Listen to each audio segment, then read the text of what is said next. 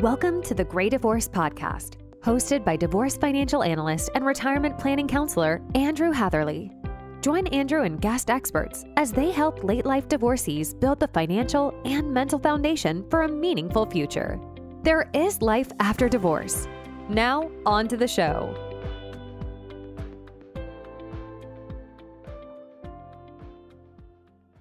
Hello, everybody, and welcome to the Great Divorce Podcast. Today's podcast is the first of a two-part series on divorce coaches. And I thought I'd do something a little different and have one episode with a divorce coach that specializes in working with women, and then another episode with a divorce coach who specializes in working with men. So, ladies first. Today, I'm chatting with certified divorce, life, and health coach, Nanette Murphy. Nanette works with women over 40. In fact, she has a private Facebook community she hosts called Women Divorced and Divorcing After Decades. I think all of you listeners will be particularly interested in hearing Nanette's story because she divorced later in life after several decades of marriage, and that's something many in our audience can relate to. Nanette is also a member, as am I, of the Amicable Divorce Network, which looks for less contentious resolutions to divorce. And for more information about the Amicable Divorce Network, please visit divorceamicably.com. Nanette, welcome to the Great Divorce Podcast. Hello, Andrew. Thank you so much for having me. I really appreciate this. Very pleased to have you too. Perhaps you could start us off today by giving us a little bit of background of your story and how you came into the world of coaching and specifically divorce coaching.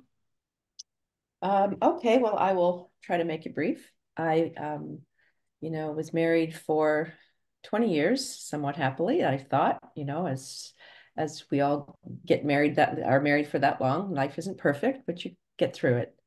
By our 21st wedding anniversary, our marriage was crumbling. I say my world shattered. And in my case, it was infidelity. But after you've been with someone for, nearly 30 years, I was approaching 50. I was terrified, like terrified. I was fearful of the future, fearful of being alone, fearful of always being unhappy. By the time we were married 25 years, we were divorced. And it took me a while to find my purpose. I knew I had to do something. I was a stay-home mom, raised 3 children, but now they were, young teenagers, young adults. I was supposed to be retiring with my ex-husband, and we were going to travel and do so many things together. It was actually in 2020 when I and everyone else had to slow down, stop everything we were doing and shift gears. And that's when I always say I could only Netflix binge and make banana bread for so long that I decided to take some online classes. And ultimately, it started with a simple free online Yale University course called The Science of Wellbeing. And that is really my platform that just catapulted me into the direction of life coaching, and decided to do health coaching as well. And then and also in that time, I wrote a book. I had lots of time. So I really was busy all day long. And then in 2021, I was introduced to divorce coaching. And as a person who was divorced, I was dumbfounded, actually. I'm like, this is a thing. And I was fascinated, and then realized as I was taking my business coaching classes and so forth, that my niche was staring me right in the face. I wanted to be a divorce coach for women, specifically over 40, who were divorcing. I wanted to help them because I understood exactly where they were, what they were going through, what they should be anticipating. And the knowledge that I have gotten and learned and is just more than I ever expected, truly, 4 years later. So Nanette, your focus on working with women, would you say, really grew out of your experience and what you know, as opposed to, you don't want anything to do with men Oh, or absolutely. Absolutely. Yeah. Some people say, "Hey, where's all the love for men?" Kind of jokingly, but I'm like, I don't want to pretend when I'm coaching. I know how I felt. I know the pain. I mean, I just feel it. I sometimes even when I'm talking to my clients, I can feel it and I'm, brought back to those deep emotions of sadness and loneliness. So I don't pretend. I wear my heart on my sleeve. I am who I am. And yeah, this I want to ease. I'm not going to make it better for the women. I want to ease their anxiety, uh, take away a little of the stress. I'm very focused also on their self-care. I really want to make sure that they take care of themselves first, and then they can deal with all the craziness of divorce. And that's what it is. there's a lot there, and I'm particularly interested in what you talked about, what you mentioned about the process of finding your purpose. But perhaps before we get into that, um, perhaps you could distinguish for our listeners who may not be familiar, as you weren't, with the idea of divorce coaching, and how you distinguish what you do to, say, the work of a therapist helping people regulate themselves emotionally while going through divorce. Sure. Interestingly, when you're becoming a certified, when you're certifying as a life coach helps you deal with the present into the future. Therapists tend to deal with your past and how the things that you're dealing with in the past. I want to help a woman deal with her emotions that she's dealing with right now. We need to address them. We need to move through them. I want to help her prepare for what she needs to know moving through the process, like your financial advisors, yes, you need an attorney, but that's not the first step. And I wished I would have known that. I wished I would have known that no, it's not the divorce attorney that's first on the list. Yes, they're needed, but they're not there to give you emotional support. I've talked to attorneys who have told me horror stories of their clients calling them and literally wasting both their time, the attorney's time and the client's money. And it's not necessary. I've talked to some clients that have said, well, how did you handle this? And what should I do about that? And they kind of prepare themselves for their conversation with their attorneys, maybe even conversations they should have with their financial advisors. It's it's not just dealing with the emotions, it's also um, getting them prepared. Like I said, getting that list of questions together. What do they need to think about? Um, I help them prioritize. What's your priority moving through this marriage? Everyone's priorities are different. And when you're not thinking clearly and you're foggy and because I remember that brain fog. I think you and Right. I talked about it, that divorce brain. When someone who is thinking logically can present something to someone who can't seem to clear the fog, they go, oh, wow, I never thought about it that way. And sometimes it's just the littlest thing, but can mean so much once that ink is dry. Because once the ink's dry, there's no turning back. And if there is, it's going to cost you more money. We're really on the same wavelength here, Nanette, because you mentioned attorney shouldn't necessarily be the first person you contact because you don't know what your divorce process will look like. And, we're both members of the Amicable Divorce Network. And, divorce, the process of divorce can often lead people to go through a more stressful process, can bring out the worst aspects of their personalities. We've both heard the phrase, that lawyers have repeated to me, that the criminal justice system may see bad people on their best behavior, but the divorce world often brings good people or regular people to behaving very badly. And I think the process can be part of that, what I sometimes call the divorce industrial complex, which can be a very litigated, nasty approach, but it doesn't have to be that way. Nope. And No. the Amicable Divorce Network that we're both a part of is one alternative, collaborative divorce, mediation. And you mentioned, I'm glad you mentioned, because obviously I'm a financial advisor working with people before, during, and after divorce, and the importance of getting educated about the process. Mhm. Um, it's so important because, as you mentioned, this could be, and likely will be, the largest financial transaction in your life, and you want to make it with a clear, level head, with as little of that divorce fog or divorce brain that you mentioned. Absolutely. Um, and so I could see how, the role of somebody who's been through this, such as yourself, in counseling women on some of the pitfalls to avoid can be very, very important. Totally agreed. 100%. Now, do you, when you're working with women, do you try to get involved in the process as early as possible? Oh, absolutely. I actually really like to promote the fact that on average, a woman contemplates divorce for 2 years. And I really try to promote the fact that in those 2 years, so much preparation can be done. And I also say I am not an advocate for divorce. I'm not. I didn't want to be divorced, but I am an advocate of knowledge and preparation because you can, I mean, all marriages go through their hiccups and maybe you can work things through.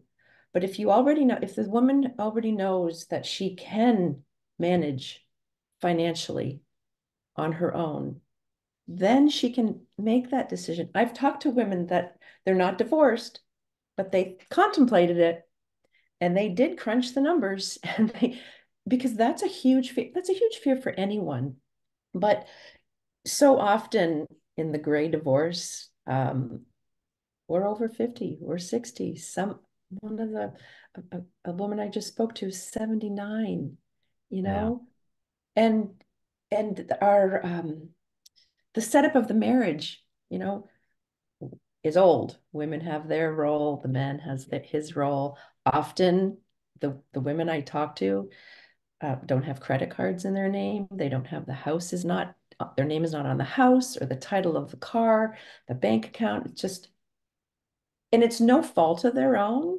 because it's just how it was. And the more you get into that cycle, you tend to forget and you tend to not think about it.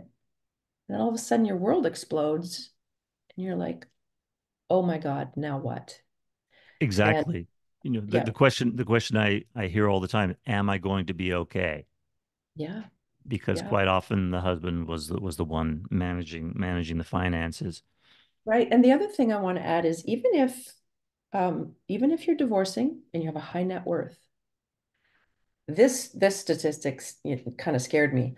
Um, on a, it's a statistic, as I said, if a woman divorces with a large sum of money, she could potentially be broke in 5 years because she did not manage her money properly. I thought, oh my gosh. So the one thing I also like to pat myself on the back for is that was the first thing that I took control of is I sought out a financial advisor. Of course, I hired the attorney first, but I needed to know, I called it my allowance. I needed to know how much money, because I mean, I was over 50. My husband was already retired.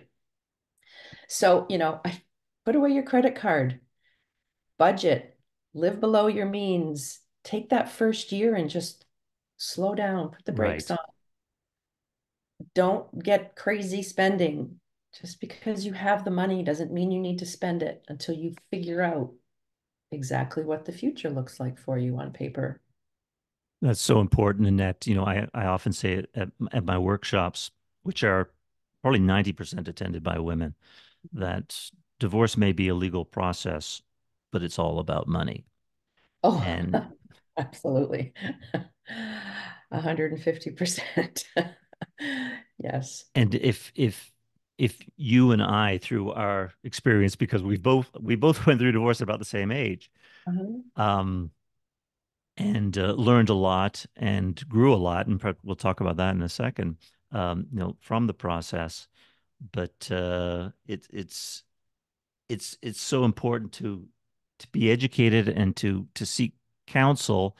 And I know people seek counsel with their friends and family, which is great, but friends and family are not experts in divorce and quite often will provide incorrect information that will make the process ultimately worse.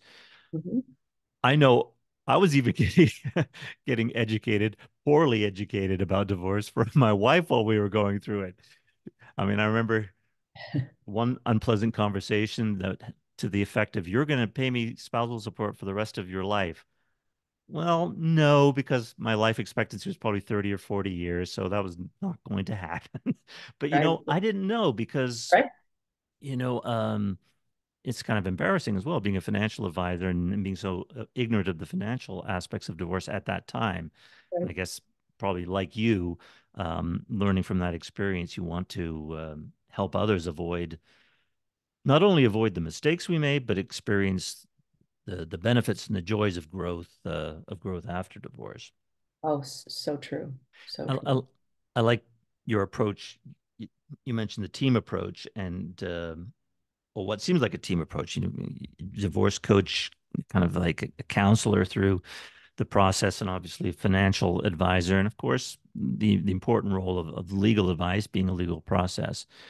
But you mentioned people seeking counsel from attorneys. Well, they're not trained to provide counsel in divorce, and every attorney's office will have a box of tissues on the conference room table, but it's really in nobody's interest to pay an attorney $400 an hour to cry on their shoulder when it's hurting you financially, and they're not qualified to offer that sort of advice.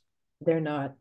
Unfortunately, I spoke to one lady recently, and in our, our consultation call, and her words to me were, "I don't think I can afford the luxury of a divorce coach," and that literally just broke my heart because, and you can only say so much, but the attorneys don't want to deal with tears and emotions and outbursts. And it's only costing you so much more money. I always say I spent I thousands extra because I was relying on my attorney when I got emotional, when Right. my ex-husband would text me and he would send me over the edge. Um, yeah, it just it baffles me. I'm like, why did I not know divorce coaching existed? That's so true. And I can't tell you how many attorneys have told me about clients sending them long emails, which if the attorney's going to read it, it's going to take him him or her a lot of time to read it, Yes. venting about their soon to be ex. Yeah. And that's as you said, that's money down the drain there because the attorney doesn't know how to deal or how to handle that Right. sort of conversation. And they hit the clock timer Oh yes, and start screaming. I had one financial advisor tell me he has a buddy who is an attorney, and the financial advisor said, "Oh, he'd talk to his clients. Um, he would talk to his clients and not charge them like 15-minute phone call." And the lawyer could not comprehend that. He just couldn't go, "You talk to someone for 20 minutes for free?" That's yeah, that's what we do. We're also here to, have someone to just give them advice. So it was it's just a different outlook, a different perspective. And honestly, Andrew, I think you doing what you do in the financial industry and I coaching, we need to change the way people think about how they approach divorce and how they prepare, because society has just trained our brain, get a Lawyer lawyer, up, lawyer get a up. one, and get a good one. Yeah. And somehow the more they charge, the better they are. So yeah, No, it's that's why it's so good. I love to be able to speak to somebody. I have consultations all the time because I've got an idea based on their situation of the type of attorney to whom I should refer them. right, And right. yes, there are going to be cases where it's litigious and contentious. So I know good attorneys who deal in that realm. Mhm. But in many cases, the process, I sense that the process can be settled relatively amicably, sometimes very amicably. Mhm. And there are settlement-minded attorneys who will be much more suitable Yeah, and will get the process done more efficiently, quicker, and ultimately uh, with less cost. And will be willing attorneys who are very open to bringing in specialists such as yourself and myself, because attorneys don't, God bless them, but they're not emotional counselors and they're not financial counselors. oh, And absolutely. so I think the best attorneys realize that uh, in the best interest of their clients, that they have this team approach. And Yeah. remember, it's not just after the divorce, the attorney's essentially gone, but Mhm. the We're still emotional there. work and the financial work continue. Yeah, we're still So there. if We're we still can be needed. involved in the process early on and kind of help the attorney uh, as we go through the process of the settlement and termination of spousal support, that sort of thing, they'd be a much better place and have professionals to counsel and advise going forward as well. I think it's Absolutely. crucially And important. Andrew, you probably have the same situation. I know a lot of my uh, potential clients feel that they will need me after the divorce is final for that what's next phase. And I'm sure that's how a lot of people think, well, let me see how much money I end up with, and then I'll get a financial advisor, and then we'll work that way. It's like it doesn't work that way. You have to plan and prepare and think ahead. Um, and yeah, that's what we just There's so many financial problems after divorce that could have been alleviated by focusing on things during the yeah, process.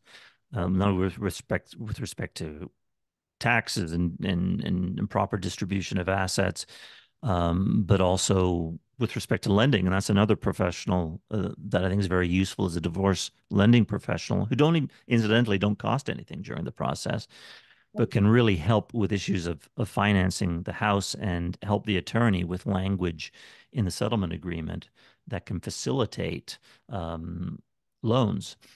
So, once again, very important. I'm curious, maybe the logistics of how you work with your clients. Is it do we work on an hourly basis? Is there a set term? How is your process work? I have 1 hour sessions, one-to-one sessions. I do offer, you know, packages of three, packages of six. I don't feel like, I mean, if somebody wants to work with me just once for an hour, um, I wouldn't not do that. But I do feel that this is like building blocks, and we need to, that first session, we've got to figure out where they're at, what they need, what their troubles are. So I don't believe that one session is sufficient or efficient enough. And I often encourage them. They often say, well, how often should I see you? I'm like, well, that's completely up to you. And, when should I talk to you? And I often want to speak to them again, before they see their lawyer. Maybe they're having an appointment with their attorney on a Friday. Well, let's talk on Wednesday. Let's and often I want to tell them, are you comfortable with these decisions? And I've had clients where I don't feel like she's making a good decision. Unfortunately, she came to me at the very end. They were just wrapping it up. Right. And she just wanted it done and over with. And I was saying to her, are you sure? You've got to be sure if it extends another week. Um, but I wanted to talk to them. I wanted to talk to them before they get into all that mess so that they can at least have some sort of a plan. You That know, makes, I'm fascinated that not only are you a divorce coach, a certified divorce coach, which incidentally came at the end of your coaching yeah. journey or journey to become a coach, but you're a certified life and health coach. Right. And this fascinates me because health is a big thing for me, particularly after my divorce. Mhm. And I'm curious how your certification in life and health coaching has informed your divorce work. Oh goodness, I just think somehow it all connects. Like I decided life coaching because I like to help other people. I really like to, at first, honestly, I was going to help, young women and women figure out their lives. I have two young daughters, or not young daughters, they're one's 32, but I have two daughters that, I want to help them be strong and gain confidence. And so then with that, I thought, I'm very much into health. I'm not a gym rat, but I take care of myself. I walk, I exercise, eat right. I wanted to incorporate that as well because I thought, in life, especially as we get older, we really need to be conscious and aware of it. And all of that going into divorce coaching, it just made sense because when I say health coaching in when I'm coaching in women in divorce, it's not necessarily their gym routine or, how much calories they're taking in. I truly want to have them make sure that they're mentally, physically, and emotionally strong. I want to make sure I don't like to use the word meditation because that freaks some people out. They get all, bothered by it. But it's just learning to take a moment, take a breath. Essential oils are something that I always introduce to women and make sure that you take time, go for a walk, get back into nature. That's the health part. Go for a bike ride. Find an activity that you used to do that you stopped doing. Let's get back into it. Or maybe you always wanted to take a photography class. Take it now. Learn to do something for yourself that will take your mind off all the madness that's going on. I also like them to have a mantra. My mantra was the Hail Mary. Don't know why. When I had dark thoughts, I just started saying the Hail Mary because I needed to clear out the dark thoughts. And it worked. It just kind of got me into, thinking more positively. Because I don't know about you, but that happened to me a lot. Well, I'll tell you, and for any men listening to the conversation out there, meditation is not some woo-woo thing because Oh, I learned actually my wife and I took classes on transcendental meditation. And I have a mantra. Now, I am not nearly as disciplined as I need to be with meditating on a regular basis because with transcendental meditation, it's suggested that you do it 20 minutes in the morning and 20 minutes in the afternoon.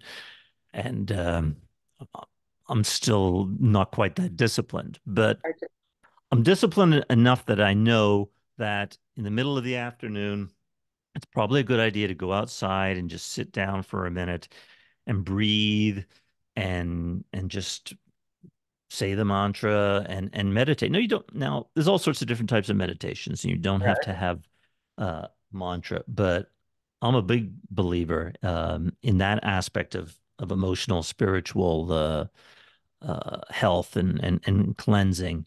But you mentioned a couple of things I wanted to pick up on there because um, I was always the sort of anti gym rat type of guy. I thought, these guys are just trying to look good and whatever. And these are the guys that kick sand in my face at the beach, sort of thing. And then, but my thoughts about going to the gym changed completely because I realized, and I think this is an anecdote I've told once or twice. It came from a visit to my doctor about a year after my divorce. And let's face it, I was feeling a little down at the time, as many people do. Um, and I was telling him this. And before you know it, he's writing on a prescription pad, all these different types of medical aids, antidepressants. And I remember it was kind of amusing. Oh, whoa, whoa, doc, shouldn't we be talking about diet and exercise? And he kind of grinned. He said, well, yeah, why don't you give that a shot first? And I said, yeah, you Yeah, think? But I right. took it seriously. And and I started going to the gym and now I have a membership and a trainer. And for the last 6 years, I've gone to the gym 3 or 4 times a week, most weeks. Yeah. And yes, I'm in probably the best physical shape of my life. But the added benefit, which I didn't appreciate, was it just makes me feel better mentally. So, yeah. And if I don't go to the gym for a couple of days, I may get in that funk saying, oh, I don't want to get out of bed. But in even days I'm going to the gym, I may feel that. And I say, you know what? I'm going to do it. And lo and behold, after lifting some weights and talking to the trainer, I'll feel a lot better, a lot more ready to tackle the day. And so people might consider that and be open-minded and give the gym a shot. For And sure. there are all sorts of shapes and sizes at the gym. So we I, should feel I tell my clients, if you don't do something, start. And if you already go to the gym or do whatever you do, just up your game a little. I went to the gym all the time when going through my divorce. I was introduced to kickboxing.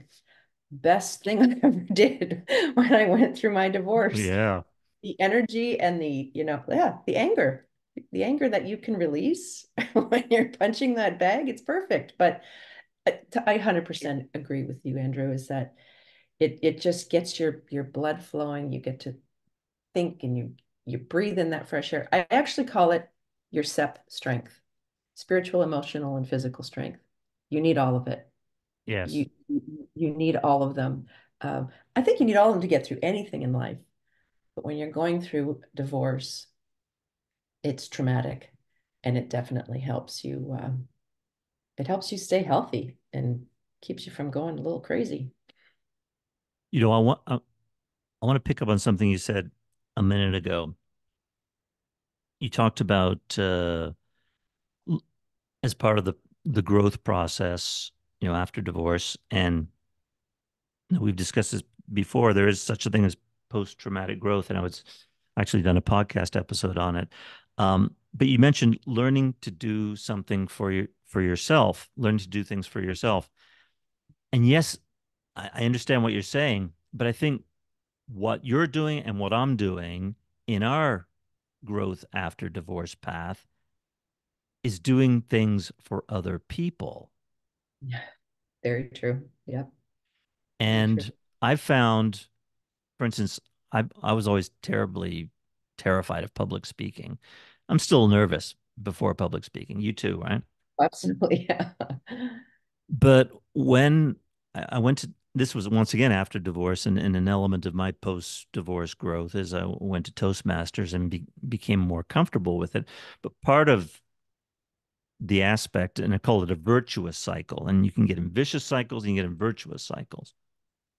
But I found by growing personally and being open-minded to learning more about public speaking and doing it, I became better at it and was able to help other people through the workshops and podcasts and speaking presentations that I'm doing. But in doing that, the nerves were alleviated by thinking about the audience and thinking about helping these people I'm speaking to rather than being wrapped up in my own head. And I think so much anxiety and emotional distress is when we are very much wrapped up in ourselves. So I guess it's a fine distinction, and I'm not a psychologist, but um, I think, and I think you would probably mean to say also that getting out of our heads is very helpful. Absolutely. So it reminds me of a story that I like to share because yes, you do have to, part of self-care is giving back. And I'm a huge advocate of community and volunteering. I've been on a charity event board for some time now for the same charity. But I started when we were just separated, and I began volunteering as this homeless shelter had a daycare center. So I started uh, going twice a week to the daycare center. Tough job, rocking babies all morning. It was very soothing. And there's one particular morning I was feeling extremely emotional. I was not in a good place, and I thought I should not go to volunteer. I needed to stay home that day. And I realized, well, that's not very good because they need me. So I put on my big girl pants and I went. And I was rocking this baby, and tears were flooding down my face. I was in the back dark room putting this little baby to sleep. And I'm like, oh my God, this is not good. I need to go home. And all of a sudden, I realized it's almost like I felt this big hand on my shoulder saying, you are exactly where you should be. And I realized at that moment that these little people were giving me more than what I was giving them. And that is something else that I, like to advocate, that if you're feeling really crummy about yourself, go out and give back to the community and really see people who are struggling. You know, this charity that I volunteer at, it's drug and alcohol addicted men and women, and they still have children in tow. And what this community does is amazing, but when you give of yourself to your community, wow, what you get back in return is it fills your cup runneth over. And thanks for sharing that, Nanette. That's a great story, and I see that in the divorce workshops as well. You can almost visually see the pressure being lifted off people's shoulders when they learn, when they educate themselves about the divorce process, and it's that helping can be so good for the giver as For well as the sure. receiver. For sure. And reminds me of this one of my clients now, our very first conversation. We hadn't even started sessions yet. And, I was just talking to her and she was asking me questions. And at the end of this hour that we talked, she looked at me and she's like, I already feel so much better. I already feel like I've got this. And that was literally just an hour where she could ask me questions. And that's what I want to do. I want to ease their mind. I want to take this little bit of stress away. I always say it's going to be a bumpy ride, so hang on. But together we can do this. You're good. You're going to be fine. We just have to take it one step at a time. That's great, Nanette. On that note, how can our listeners find you if they want to find out more about your services? Yeah, the best way to find me is on my website. It is livelifenowwithpurpose.com. It has all of my resources, my calendar. You can join my group, the private link to the group on Facebook, email. That is really the best way. I have books. I've written a couple books.